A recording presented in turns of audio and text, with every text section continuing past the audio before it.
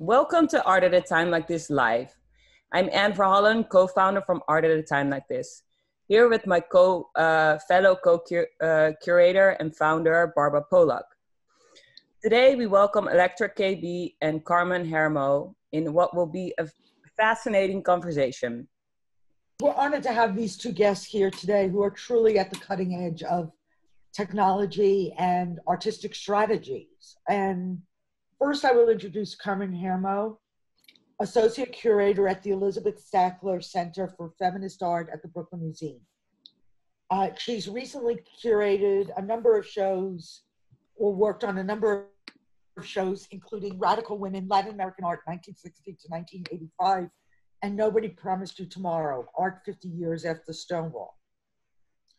And also here with us is Elektra KB, who some of you know. I was late to the party. I encountered Elektra KB at Abortion is Normal exhibition this winter.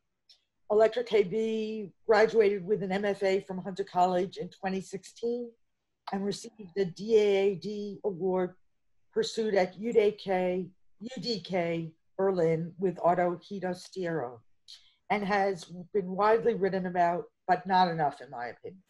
Anne and I have prepared a few questions to stimulate you guys, but certainly you can go in whatever direction you want to. But we thought we would start by asking you, Elektra, if you wanted to talk a little bit about the piece you're premiering today, No Smiles Yet, and how you feel it addresses the current crisis. I mean, you made it just recently, so do you want to talk about it? Yes, I would love to talk about it. I just have to be really honest right now because I think we are among friends and we're among brilliant women. I don't feel I can talk about anything if I don't address the Minneapolis rebellion.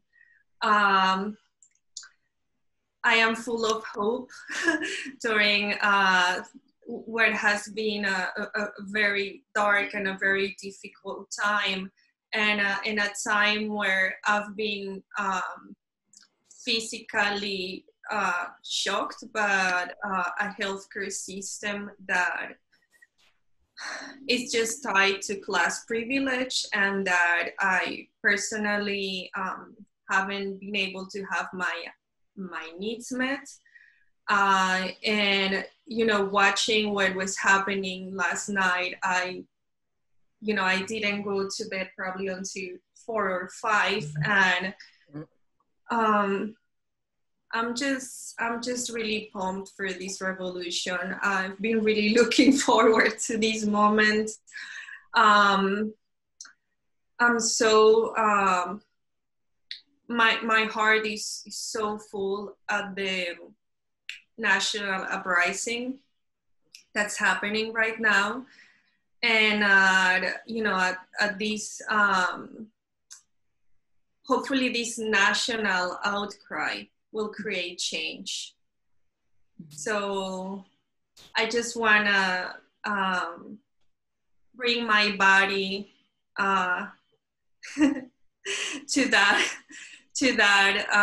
into that conversation now that is just, it's so fresh in my mind. Yeah. Carmen, I know you wanted to say something.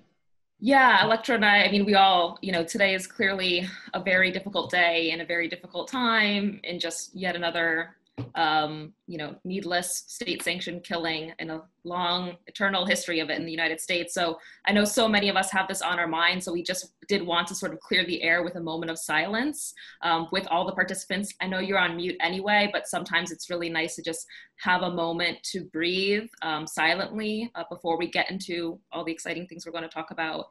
So I'm just going to share an image for us to look at together for a second. I hope you can see it on my screen. Calling for a moment of silence, of course, in memory of George Floyd this week, Breonna Taylor, Tony McDade, so many countless others. A moment of solidarity for everyone who is fighting in the streets. Last night, this week, beyond this weekend, Minneapolis, Louisville, everywhere, digitally, there's so much important work happening. And I think it's really essential in the COVID era, but always to recognize that breathing is actually a privilege, and that's such a disturbing idea, breathing freely. So if we could all have just a 10-second moment here to just recognize that together, and thank you.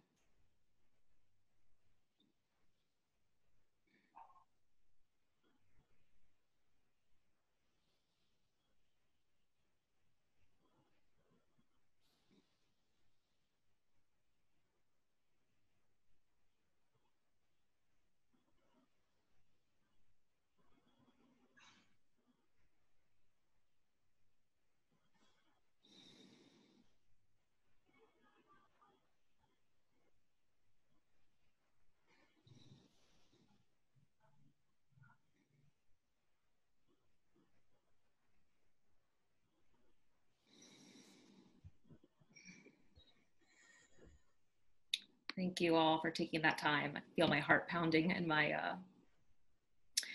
chest, but yeah, we often aren't given time to emote and to hold space. So thanks for that, everyone, right now. Thank you. That was really wonderful. I needed that. Yeah, that was important. After this moment of silence, do you want to speak a little bit about the work that you've premiered on Art at a Time Like This today, and how it relates to the current crisis? Yes, I would love to.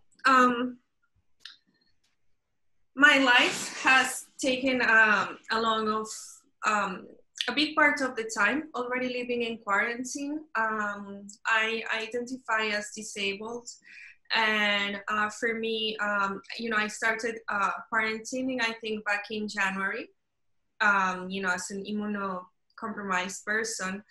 And for us in the disability community, this is nothing new. And we are increasingly seeing the possibility of access that we have been requested for many years being granted today, since most of the able-bodied society has been in need of accommodations that were not granted before. So at this time, we have been questioning those things a lot in the disability community, things that were not possible before, such as accommodations for work or for school, the possibility of having, the virtual meetings that we're having right now, the possibility of working remotely, and just I think it's really important to identify that the world is not accessible. So the responsibility doesn't rely on the disabled person, and that it's not the problem. The problem is society and the lack of accessibility. So hopefully this quarantine will teach us an important lesson that will lead to implement some change in that sense. So this is what the video deals with. And to be just brutally honest, I was feeling like shit. And that's what inspired this. I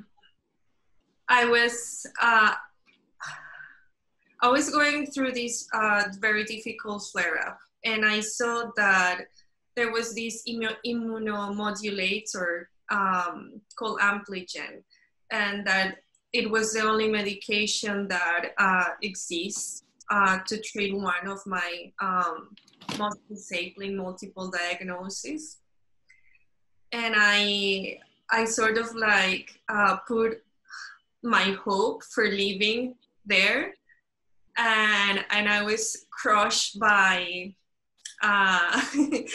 the pharmacological capitalist system. And before, just talking about the politics of that, and the politics of illness that people have talked about since the AIDS pandemic extensively in academia, and what it means to emigrate, as Susan Sontag puts it, to emigrate from the world of the sick to the world of the healthy.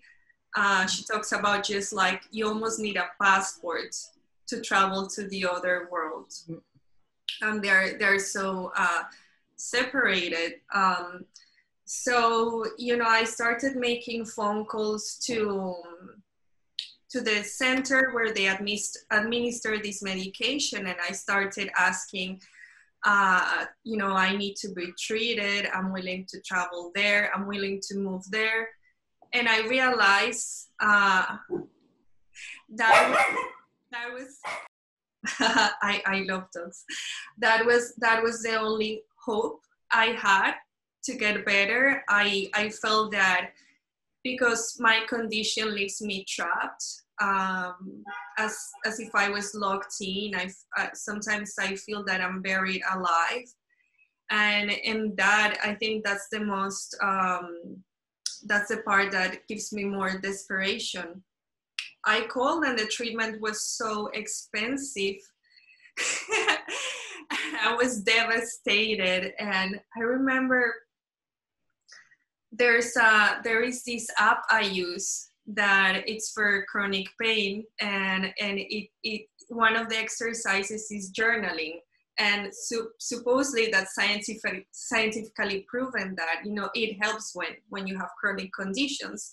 So by journaling, I wrote a poem to this immunomodulatory medication that has been going through this bureaucratic process since the AIDS pandemic. They have been looking for approval for it. And right now they're even testing this medication for COVID-19. And my journaling was this poem. It ended up, supposedly when you're journaling, you have to write like all these shitty, shameful, horrible things, and you have to destroy it afterwards. That's the exercise. But I read what I wrote, and I didn't feel ashamed or that I needed to destroy it. I don't know if every artist does that. It's sort of like anything you do, you are like, oh, this is a piece. You're just like, you I don't know, you see the potential of a piece in anything. So I, you know, I wrote this poem, and you know, I was like, this is a piece. And I thought, I don't want to make work about anything that is not tied to responding to what's happening right now. I don't want to do that, and I've said no to that because this is historically a very, very important moment for us, a moment that we should never forget. And I think the artists that are making work right now are narrating our contemporary history. So if it's not something related to helping artists that are struggling, you know, like a lot of people, just lack of healthcare, lack of, you know, food, medication, you know, we're all humans. So I thought, okay, when Anne called me, I was like, I'm sorry. I don't want to be a hypocrite and give you some old work just to be here. Here I am.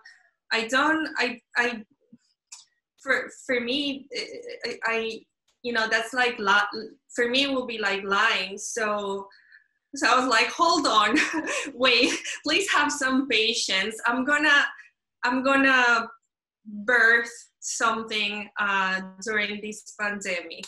And that's how it starts.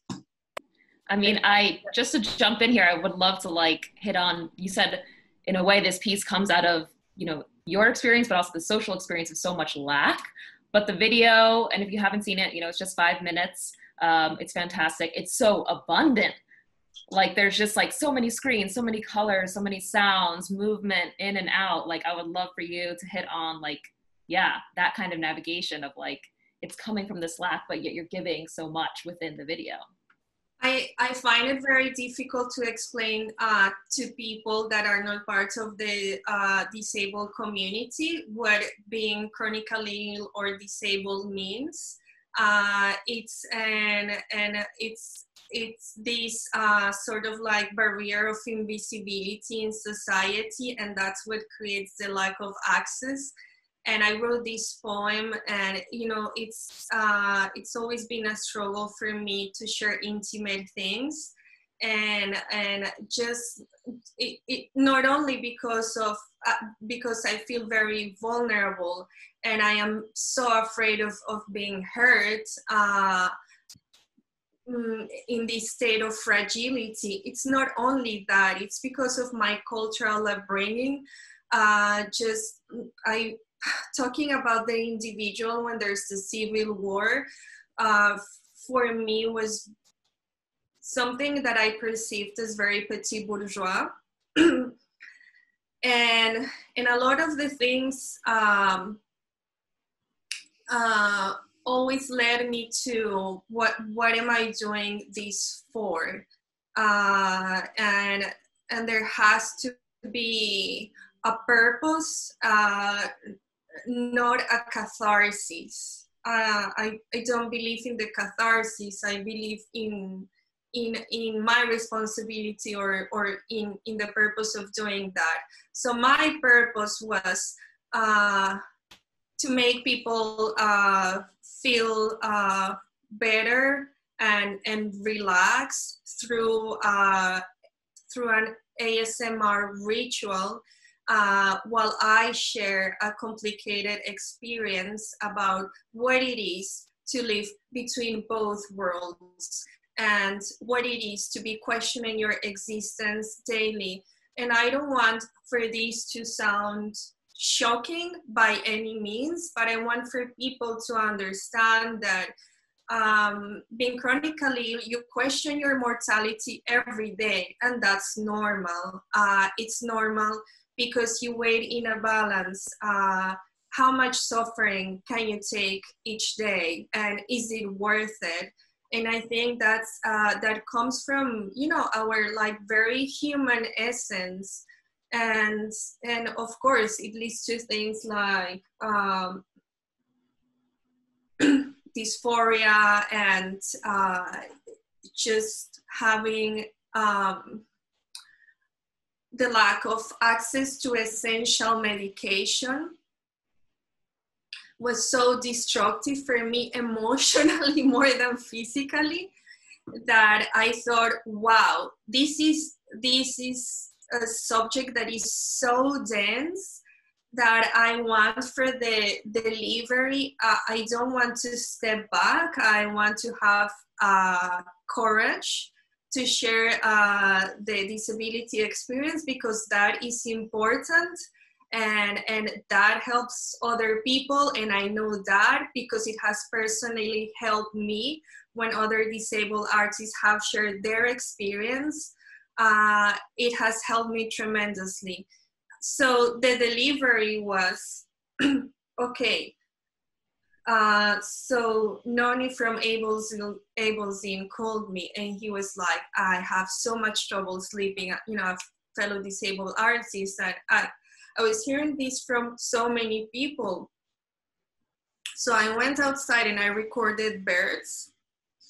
I really wanted, my favorite place is the rainforest. So I stole a recording of the rain in the rainforest from a big corporation that's earning a lot of money right now that shall remain unnamed. I went to the backyard and I recorded people celebrating healthcare workers and first responders at 7 p.m. And I wanted all the wonderful things that I can access in the world to be in this work and just being it a gift that you can listen to the ASMR and breathe deep and you know, feel relaxed and not feel attacked by, you know, the struggle and the and you know, the difficulty of the work. I wanted a smooth navigation. So I took the chemical formula of the immunomodulatory, and I am sharing it in one of the windows. In another window, I did a self-filmed performance in a green screen that ended up being a disaster, and the green screen fell on top of me. So I was just like, you know, let's just go with it. It all is important.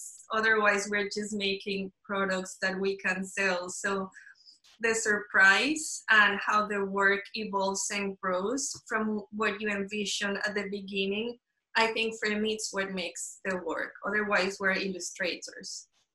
And there's so many elements that I thought tie you, center you, tie something inside of you and center you when you are in panic, which is the blossoming flower. The dog, the French poodle, is the dog I had growing up. And the obviously the match lighting the fire, it's the hope that for me it's medicine. For me, you know, what was happening last night was medicine. I was like, there's a massive response to this devastating racist culture. And you know, I was like, wow, all of these elements have healing powers. So that's what I wanted to bring in the video. And another thing that I'm gonna say, I know I'm talking a lot, but it's important. You know, I started thinking on how to create things with new technology. So I developed this filter for the Cathara that traveled to these planets in a time-folding vessel and landed their spaceship in Brooklyn. And because I have a passport of the Cathara Autonomous Territory, I was given permission to narrate this story with 1 foot in this alternative universe and 1 foot in this universe. So I still have the passport, like Susan Sontag said, traveling between worlds. Thank you.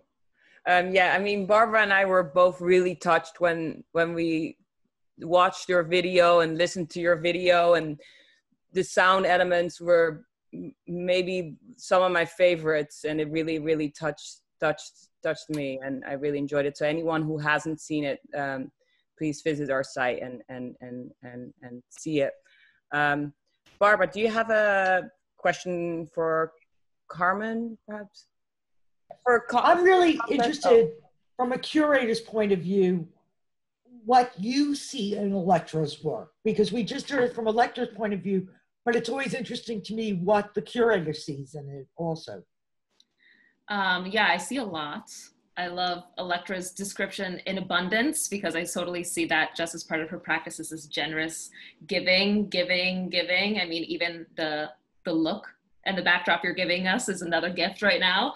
But it's interesting because I feel like I experience Elektra's work almost like in 2 different sides without even realizing it. And she was just talking about that, you know, being in both worlds at once and being in, you know, in resonance of 2 things at once, and the bothness and in-betweenness is important in her work. But I had officially seen her work as at Spring Break Art Fair, which, if you don't know it, is kind of like a curator, more DIY driven way to see exciting, new, interesting, fresh artists that sort of was happening alongside much more commercially driven kind of global juggernaut fairs.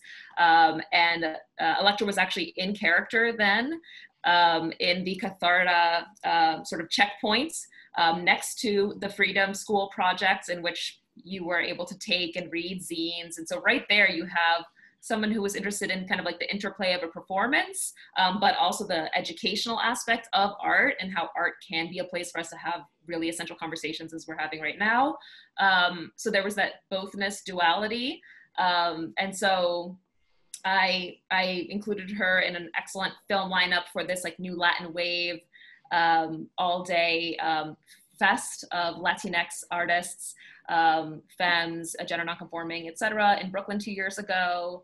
And then shortly thereafter, I started working with an amazing team of curators at the Brooklyn Museum from different departments. So we worked together on an exhibition last year, Nobody Promised You Tomorrow, Art 50 Years After Stonewall, which rather than kind of reflect back on the Stonewall protests of, you know, that the whole city and the whole world was celebrating last summer, we decided to think more into more future-based ideas of why do we celebrate Stonewall, and, you know, if the protesters were uprising against, you know, transphobia, police violence, lack of healthcare, homelessness, all that is still so present, especially in queer and trans communities. And so can we do a show that is about Stonewall, but is more about moving it to the present, pushing its questions forward to the future?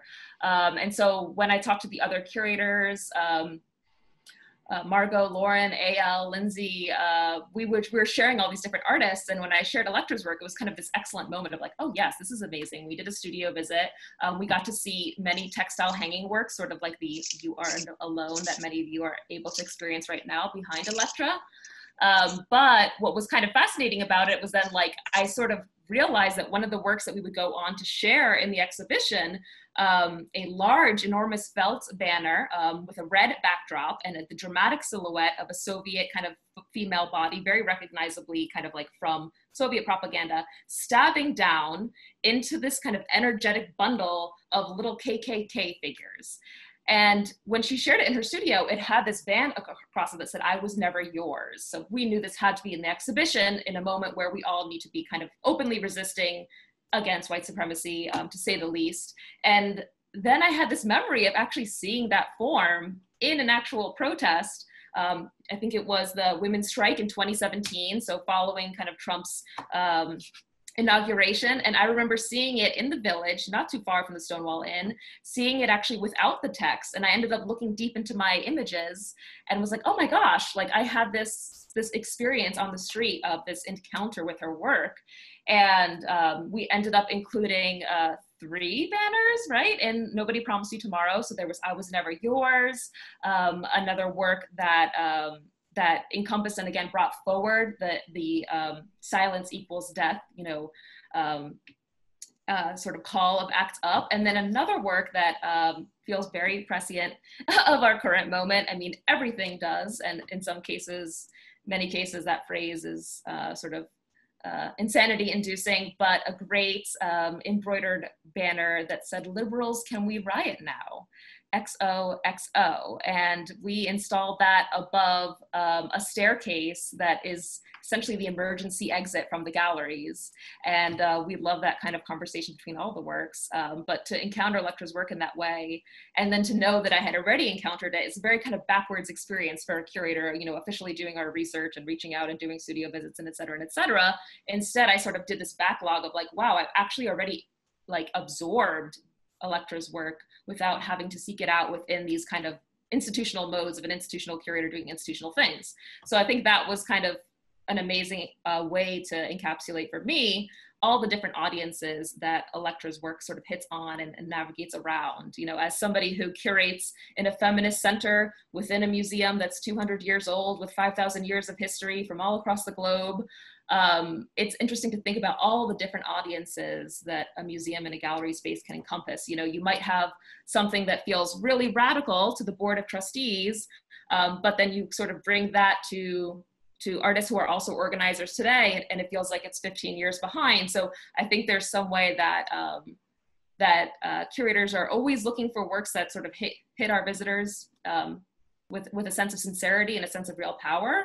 But I love that Elektra's work and so many of the artists, amazing artists, Nobody Promised You Tomorrow, we're thinking about that future and we're thinking about what's next, and not necessarily only looking to the past, but looking to the past to say, okay, let's keep it moving and let's do better.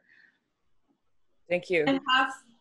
Sorry, I have to interrupt because something so amazing happened from that show that it's changed my life. It split my life in two. And I kind of like mentioned it, but I think I mentioned it to the curators, who were 4 or 5 curators. 5 curators. It was a collective, yeah. That show for me, it's just so seminal to the history of the queer movement in New York. I have to jump in and say something. As a survivor, I was really struggling at that time with a situation of abuse. When this show happened,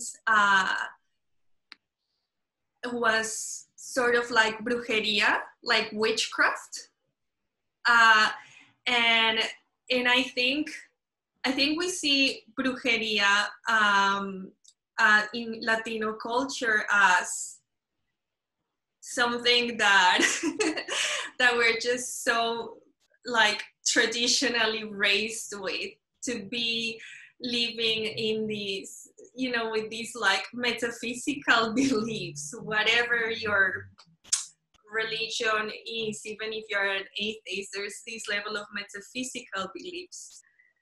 And I met with some international artists, queer artists from Latin America and Asia, and I told them what had happened. And I was like, and then it came from the stars, and there was this show about the Stonewall riots, and they said these were our queer ancestors stepping up for you and rescuing you, and it was such a magical moment. And it's this like multi-generational gift. Well, you know, our queer elders changed the world for us, but they are still changing the world for us, even as they passed away. And I kept telling the wonderful 5 women and non-binary curators, who are genuinely some of the nicest people I've worked with, I kept telling them, this show has healing powers. And I don't think they quite understood how far the healing powers went, as to queer ancestors coming, and the planets and the stars moving to like create all this change for so many people that were involved there. And I'm sure there's a lot of similar stories like that had happened to other artists. So I think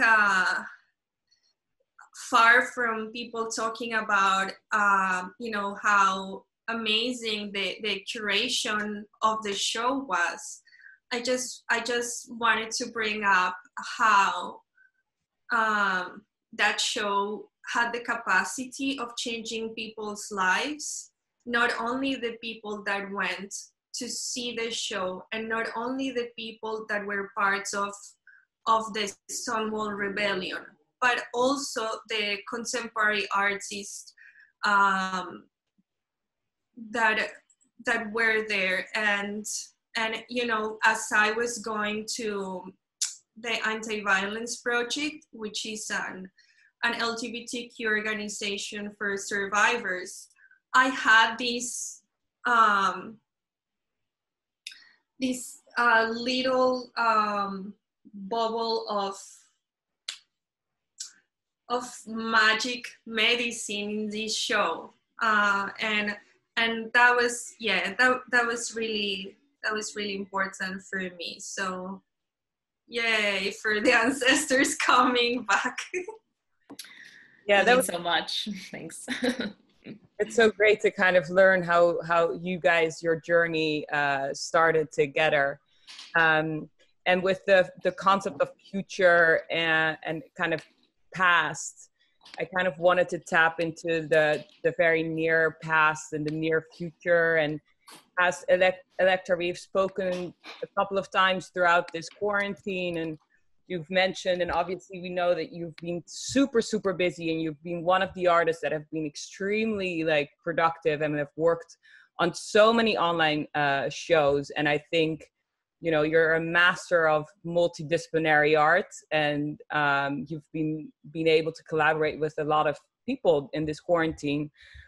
I know that you shared a little bit about the difficulties that the quarantine had for you, but perhaps you can kind of comment on what you see has changed with the digital presence within the art world, and how you kind of like see that move forward, or how you would like that to see move forward. My one part of my creativity comes purely from need. I think there is an element that is, if I don't work 10 times harder, I won't be able to survive. And that has been the situation as I emigrated here from Colombia. I wanted to study arts, and of course, you know, it was an impossibility because of the way the world capitalism is organized. And I had to find a way to get like not just one or two, but 3 or 4 scholarships to be able to have an education. And I have heard from not only people in the immigrant community, which it's just stating the very obvious that you just know that you have to work 10 times harder.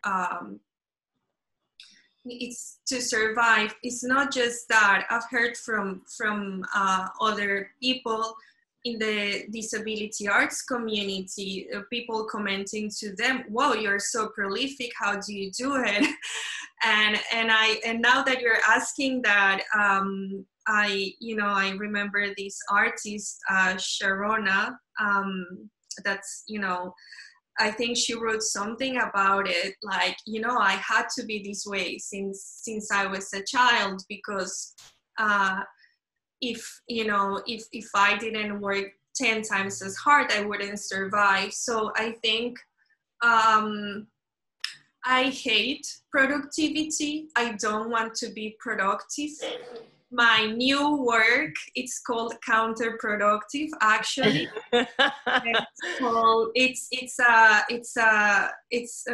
I'm so excited about it. It's a big fabric banner. It's made with fabric and felt and beads and pearls and crystals. And it came about from this push of hyperproductivity that people were instilling upon everyone during the COVID-19 quarantine, and how violent that felt for me and for a lot of people, and how we are seeing as machines that produce in capitalist society, and we, in these very troubling moments, we started forgetting our humanity, and a lot of exploitative work practices began being executed, you know, for people that didn't lose their job. You know, they're probably they, you know, sorry, it's like hardcore merengue, full volume in my neighborhood. I'm like, what? I just want to die. Just forget about it all.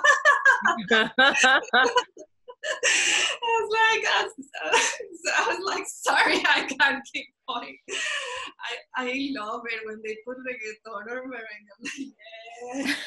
Carmen, what do you think about the new digital platforms that are emerging right now?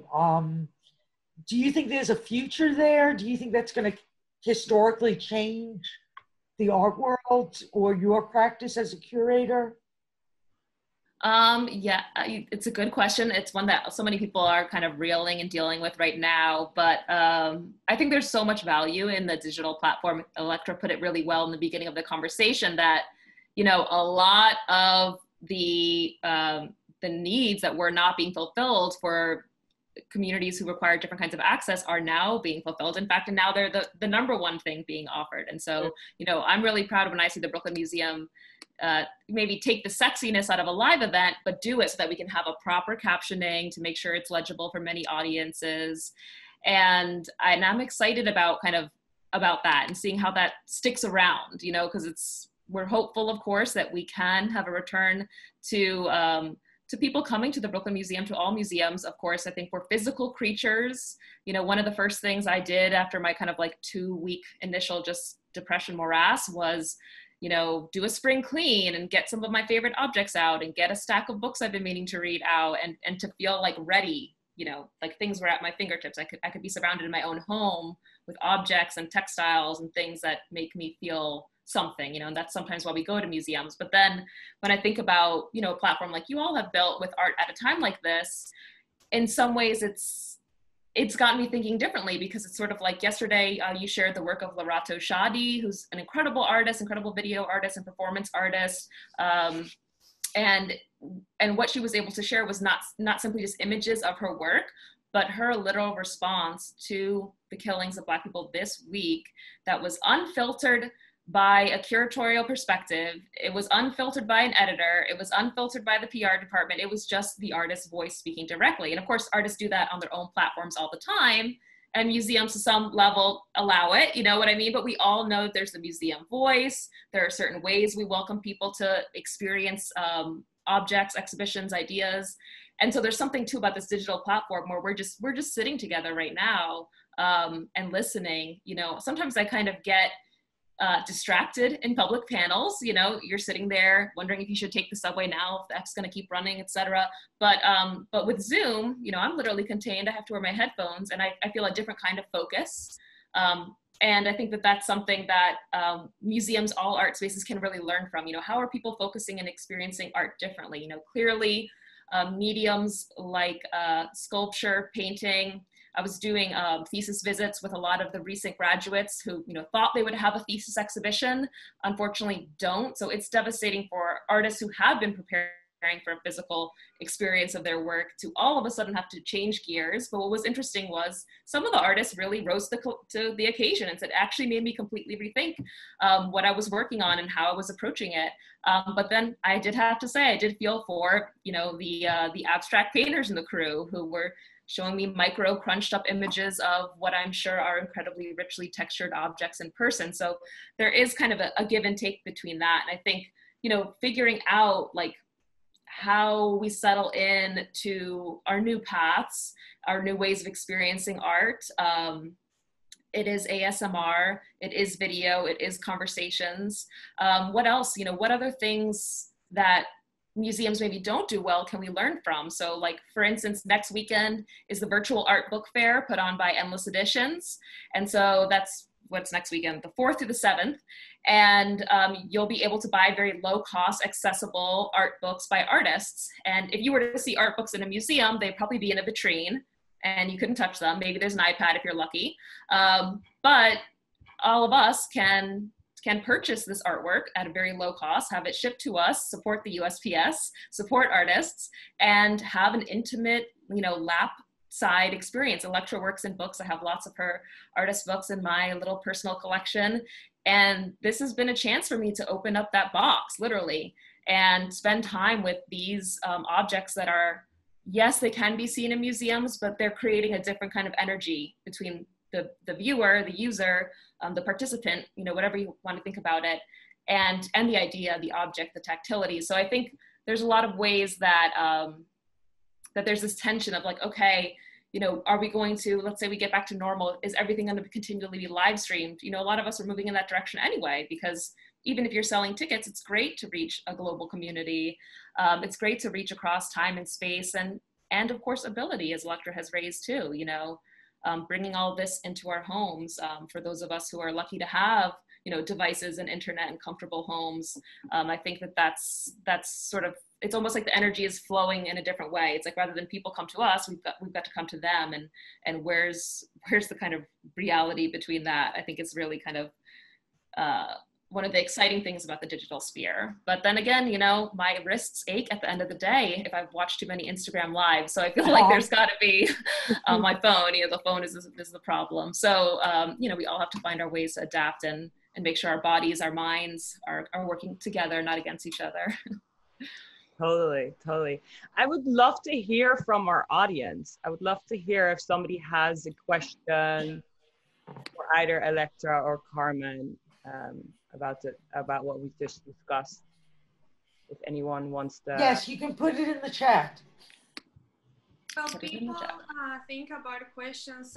I just wanted to, also mention something about that. I think artists are incredibly resilient, and yes, we can still create works while we are starving.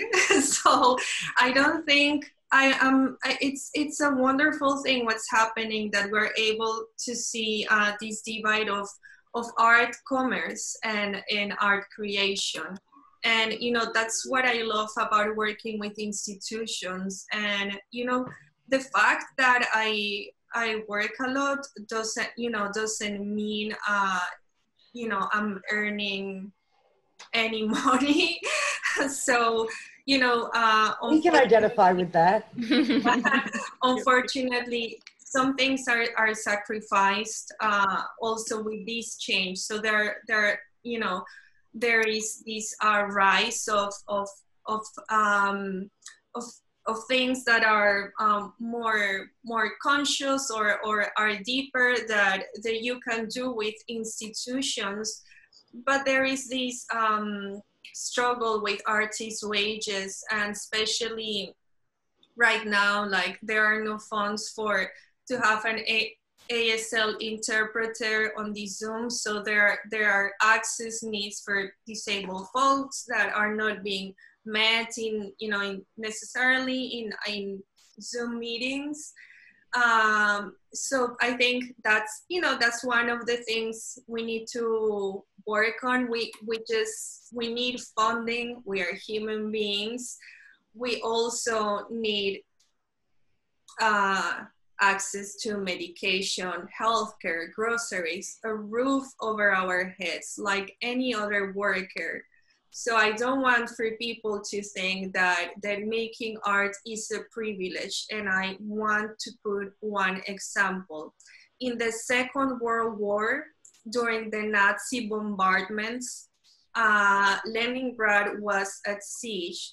Shostakovich composed the Seventh Symphony while the Nazi bombardments were happening. As the musicians were rehearsing it, they were dying from starvation, and they would just collapse out of weakness.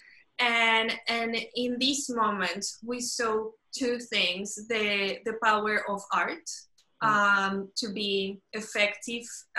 It was effective in drowning the Nazi bombardments. So it's important that we create to make the world an interesting place, and to provide some hope and alternatives. And the other thing is that we are resilient. We can still make art in any circumstance, and we have showed it before in history. And I think that's an important thing that's happening during the quarantine, that we're looking into the division of art and commerce. Yeah. It's interesting. Two questions came up that are closely related about the notion of catharsis. Deborah Malater asks, Elektra, you talked about the healing power of resistance uprising and the healing power of artwork, but you said something earlier that suggested you're not interested in catharsis. Do you create a distinction between catharsis and healing? And Sandy Casalius asks, Elektra, can you speak more to cathartic work versus solution work? Your work reads very cathartic to me. So basically, people are curious about the way you use the term cathartic and what you mean when you say that you're not interested in catharsis. It's not my thought. It's literally a fact. I don't experience catharsis from my work. To the contrary, I struggle making my work. I don't find liberation doing work. I find responsibility. It's not easy, and I think it doesn't matter what I say. The experience of the viewer in front of the work should be their own, and their experience shouldn't be guided or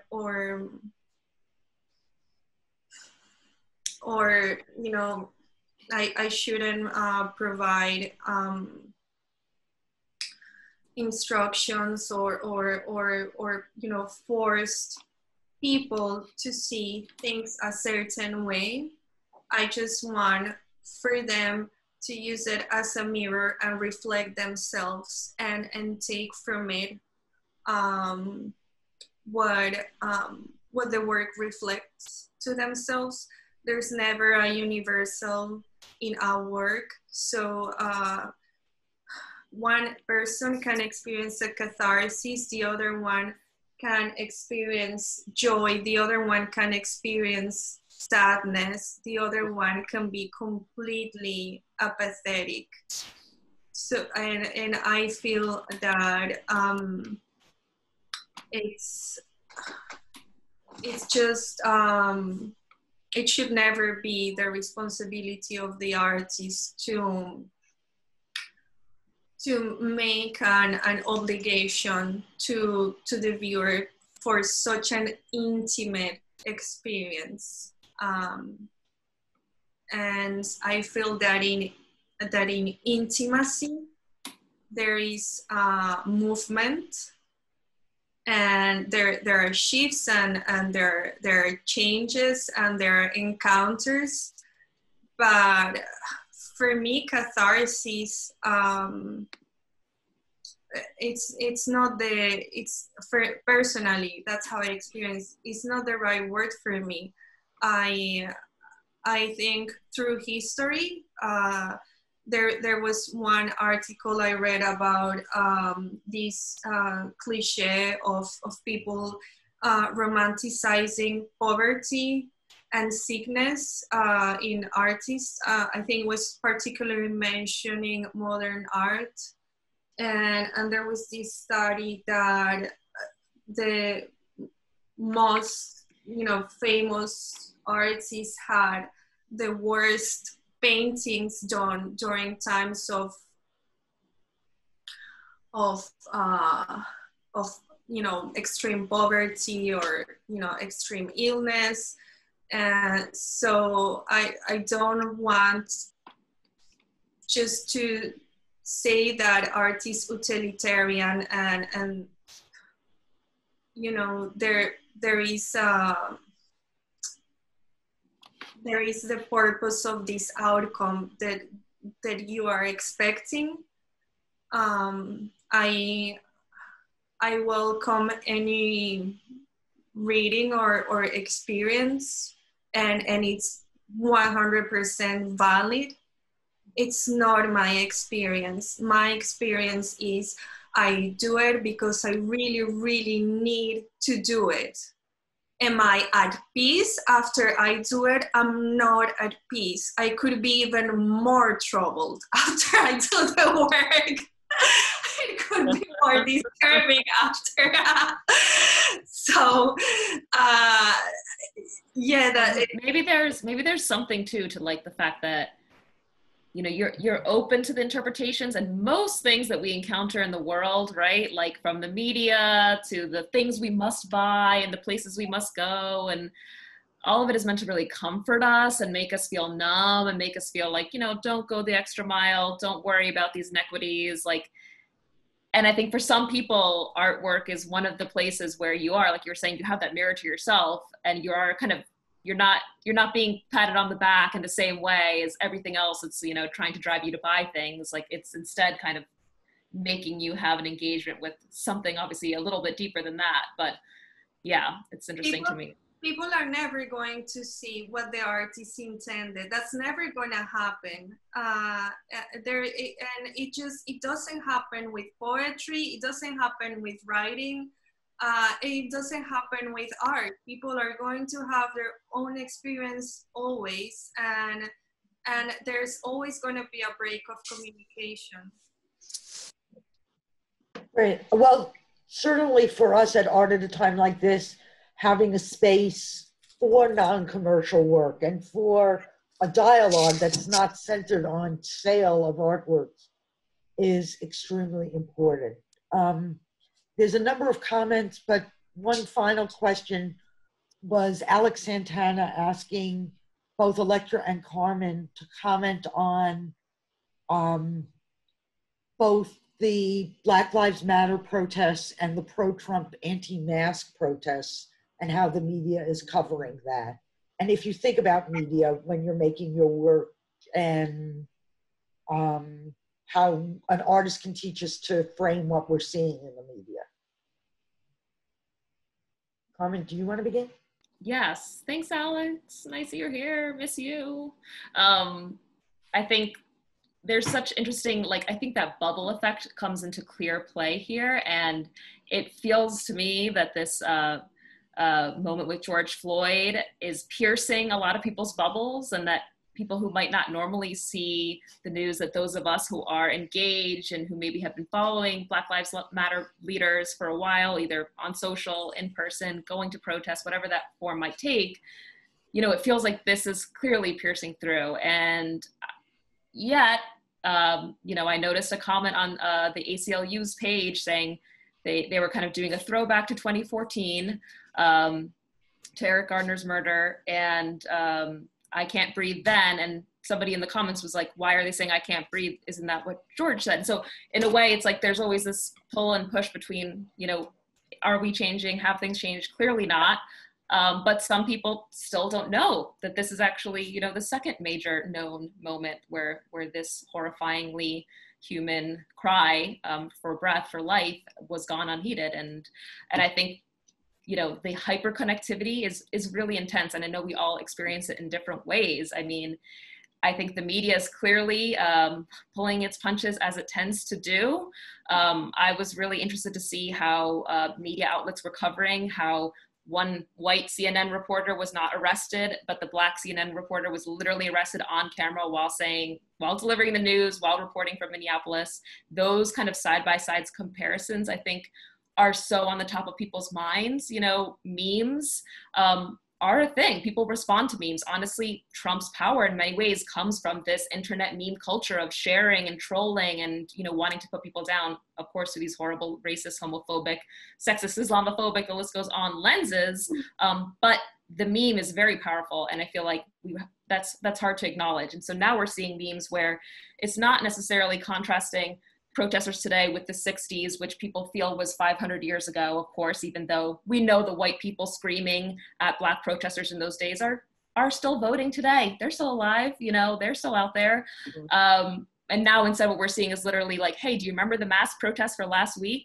This is what it looked like when people brought semi-automatic weapons into the courthouse and screamed in police's face. And this is what it looks like when people are literally asking to live, but they just happen to be Black. So I think there's a way in which even the media's attempts to kind of contort and distort, and we know that, you know, there are both sides of the media and they all are twisting the same narratives, but I think now it's like people can plainly see that and hopefully pierce those bubbles, you know, hopefully it is bubbling over. But I think it's also just so emotionally fraught to, you know, for instance, I was debating, do I post something? You know, as a white person, I should be doing this work, but am I looking like I'm performing solidarity for the internet's purposes only and it's not real? And then cut to, it was one of my most liked posts. You know, that is also weird to kind of be sharing, you know, something that you want everybody to take and then kind of feel that overlay that social media conditions us to have of wanting to have reach and wanting to be seen and wanting to be heard. It's like, it's not about us, it's about the issue. And I think that that's also hard for the media to control, which is a good thing. But also it's just a weird emotional morass to be found in, you know, this kind of intensity of the moment and the intensity of, like Alex says in her comments, you know, we were super connected before, and now we're hyper connected, and we're all isolated and spending that much more time with all of these images, narratives, stories. And I hope we're all, you know, talking to our family members, talking to people, posting it on your Facebook where you have all your high school friends where you haven't spoken to in a while, you know, getting it out there in those bubbles too. So. I personally, thank you, Alex, for the question. I personally think that neoliberalism has always been co-opting our radical movements. And I think this is my main concern right now. I think that people should stop reading or experiencing at home. It's everyone's responsibility to go into action. About what Carmen was saying about, you know, social media. Yes, it's an unfortunate disease that when there are radical I mean, of course, it's obvious and it's just common sense that no activist is gonna post anything. Nobody's gonna snitch on their own selves. But on all these radical actions, there has been a historic sabotage by people that are we can remember from Occupy and, you know, from a lot of recent events that were completely destroyed by neoliberal politics as people joining protests to act as police, and with the quote-unquote excuse of peaceful protests. There are other instances of people just going there and taking pictures. And I guarantee that those pictures you took, these people that you snitch on digitally on social media have been in prison, have their lives threatened, have had to leave the country in the uprising, the fucked up terrorist attacks that, you know, that have begun perpetrated by white supremacists. There has been this unparalleled freedom supported by we know who, that is just giving this tremendous amount of power. So I think it's not the moment for us to just like experience it, sort of like going with the flow. I know if it's very hard for people because people right now are getting sick and are dying. But I personally think that if you can and you are able and you stay safe, just take action, because change is not gonna come from a post on social media. At the same time, from that post on social media, you can endanger and destroy someone's life. So so that's my take on what has been happening recently. I don't say from yesterday or from the day before yesterday, maybe from 2017. And about the en masse, so there are two different manifestations of fascism, which is institutional fascism, and how fortunately we have seen that people's inconformity and suffering have led to this rebellion. I'm so happy to have that momentum, and I want for people to really think about that. Violence, it's against another human being. Violence is not against an object. If I don't know, if I kick my phone is not gonna feel anything. So we can't call people violent protesters. There's no such a thing, because a glass window doesn't feel anything. So it's important to, I think, to just going back to the banner, liberals can we riot now. It's important to have change, to destroy systematic racism, and it is our responsibility. We have to do something. Nobody else is gonna do it.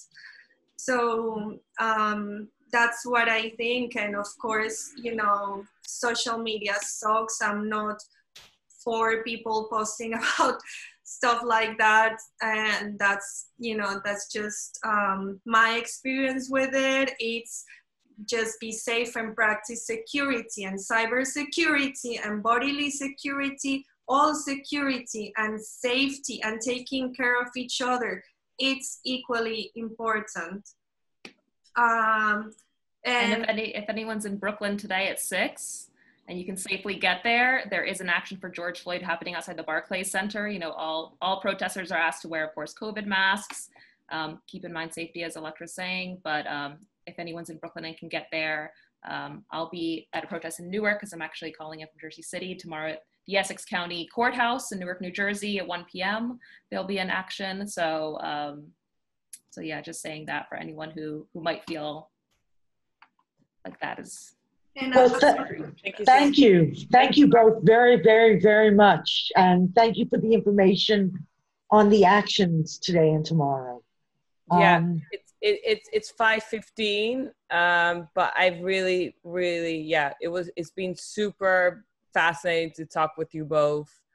Thank you for the generosity of sharing all your thoughts around these topics. It's been a really great conversation today. And everybody, come see Elektra's video. Another one will be added next week at www.artatatimelikedthis.com. So visit Elektra, see this video. Thank you, Anne. Thank you, Elektra. Thank you, Carmen. Please wear a mask. That was the only thing I wanted to add. Please wear a mask. This is still happening. Yes. All right. Yes. Thank you. Thank you, everybody, for tuning in.